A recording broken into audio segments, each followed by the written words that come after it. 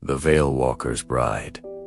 The veil was thinnest at dusk, when the world hesitated between breath and shadow. Ashen reeds whispered along the riverbank, and the sky bruised itself purple as if remembering an old wound. Kalen knelt alone in the wet grass, his sword laid flat before him, its edge catching the last light like a held promise. He had come to perform a rite of passage taught to every warrior of the border clans, a gesture of respect to the unseen, a plea for safe crossing through lands where the dead sometimes forgot they were dead. He did not know that he knelt on consecrated ground older than the clans themselves. The rite was simple.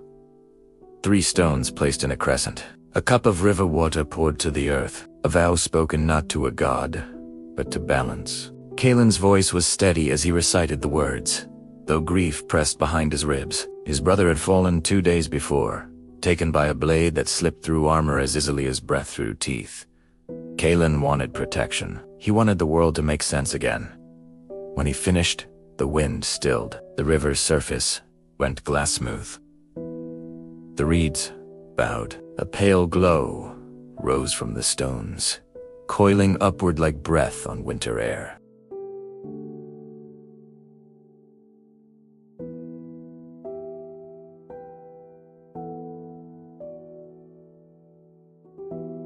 She stepped through the veil as one might step through silk. Her hair fell in a dark spill, threaded with silver light, her skin luminous as moon-washed marble. Her eyes were not one color, but many deep water and starlight, and the green of leaves, seen through tears. She wore no crown, yet the air bent toward her, as if it remembered how. "You have called," she said, and her voice carried the hush of burial earth and the tenderness of lullabies. "And you have bound."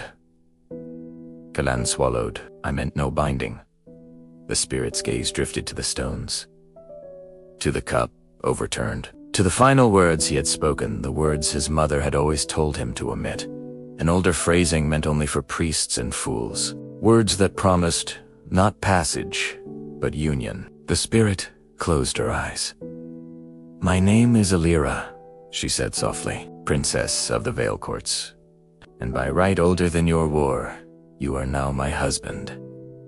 The world lurched. Kalan staggered to his feet, the riverbank tilting beneath him. "That's not possible," he said, though the truth already threaded itself through his bones. "I didn't. I wouldn't." "You did," Alira replied, without accusation, "only sorrow." The veil listens closely to grief. The bond settled between them like a tightening thread. Kalen felt it then, an invisible tether drawn from his chest to hers, warm and unyielding. Her presence filled him with a strange clarity, as if his heart had been tuned to a truer pitch. At the same time, a chill crept along his spine, the instinctive knowledge that something precious had gone terribly wrong. The Veil Courts did not welcome him. They rose around him in a realm stitched from memory and shadow, halls carved from mist and moonlight, stairways that led nowhere and everywhere at once. Spirits watched from behind translucent walls, their faces blurred by ages of unspoken longing. Alira walked beside him, her hand light on his arm, her touch both grounding and unbearably distant. "You cannot stay," she told him as they stood beneath an arch of frozen stars. "A living man unbalances the veil. Already, the borders strain." "And if I leave?" Kalen asked. Her fingers tightened. "Then the bond remains." He learned the truth in fragments, that the bond anchored Alira to the physical world, keeping the veil from collapsing inward like a dying lung.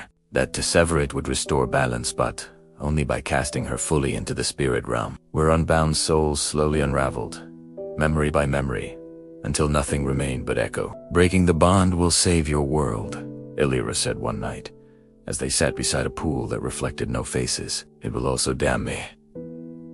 Kalen turned to her, anguish raw and immediate. "There must be another way."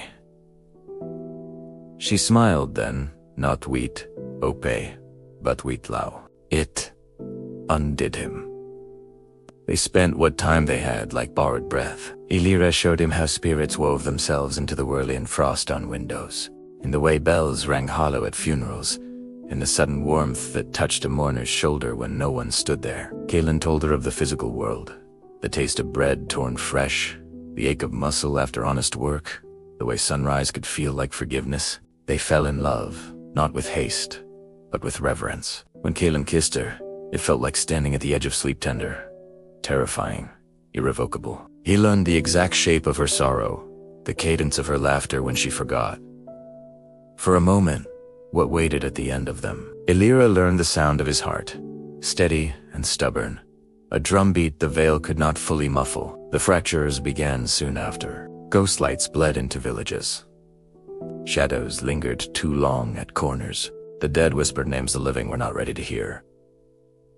Priests came with warnings. Seers came with knives, disguised as mercy. "There is a choice," Illyra said at last, her voice barely sound. "You know it." Colin stood at the riverbank where it had begun.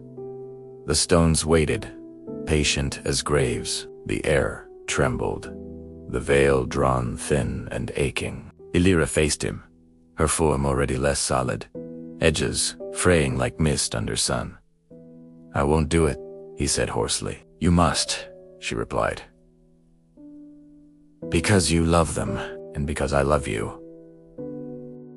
His hands shook as he placed the stones. Each movement felt like betrayal. The vow burned his tongue as he spoke the severing words, each syllable a blade. The bond screamed not in pain, but in loss. Illyra stepped back as the light pulled at her. "Remember me," she whispered. Reaching for him, though, her fingers passed through his sleeve like smoke. "Remember me, and I will not vanish." Entirely, the veil closed. The river flowed again. The reeds stirred. Balance returned like a cruel kindness. Kalan fell to his knees, the world intact and utterly ruined. Years passed. Kaelin lived because the living must. He fought when needed, healed when he could, and spoke Illyra's name only in places where the veil thinned at dusk, at gravesides, in the hush before rain. Sometimes, when the world grew very quiet, he felt a warmth at his chest, faint but familiar, like an ember refusing to die. On certain nights, the river went still, and in its glassed surface, Kaelin would see a woman watching him from the other side, smiling, sorrowful, unbroken by time.